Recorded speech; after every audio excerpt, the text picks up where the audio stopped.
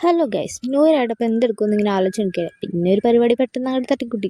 അപ്പോൾ ഞങ്ങൾ ഇതേ ചിക്കനൊക്കെ മേടിക്കാനായിട്ട് പോവുകയാണ്. അപ്പോൾ ഞങ്ങൾക്ക് ഒരു ലിഫ്റ്റൊക്കെ കിട്ടി. ഞങ്ങൾ ഓട്ടോയിൽ കയറി പോവാം.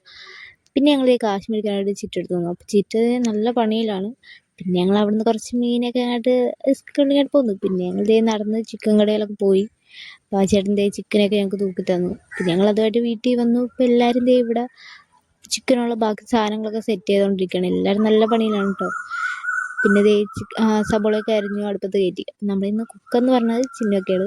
അപ്പോൾ ദേ ചിക്കനൊക്കെ അങ്ങോട്ട് അടുപ്പത്ത് കയറ്റിയിട്ടുണ്ട്. അപ്പോൾ ചിക്കനൊക്കെ അവിടെ നിന്ന് തിളച്ചുകൊണ്ടിരിക്കുക. അപ്പോൾ നമ്മളിവിടെ പരിപാടി അടുത്ത് ഇവിടെ സെറ്റ് ചെയ്തുകൊണ്ടിരിക്കുക. അപ്പോൾ എല്ലാവരും ദേ വന്നിട്ടുണ്ട്. പിന്നെ പാട്ടൊക്കെ ഇട്ട് തുള്ളലായി ബഹളായി ഒന്നും പറയണം. എല്ലാവരും നല്ല ഓണായിട്ടിരിക്കുകയാണ്. നമ്മൾ തുള്ളി കഴിഞ്ഞ് കുറച്ച് കഴിഞ്ഞപ്പോഴേക്കും ഫുഡൊക്കെ എടുത്ത് വെച്ചു. അപ്പോൾ ഫുഡ് കഴിച്ചിട്ട് ബാക്കി തുള്ളാന്ന് എടുത്തു. അപ്പോൾ ഇതേ എല്ലാവരും വന്ന് ഫുഡൊക്കെ കഴിച്ചു.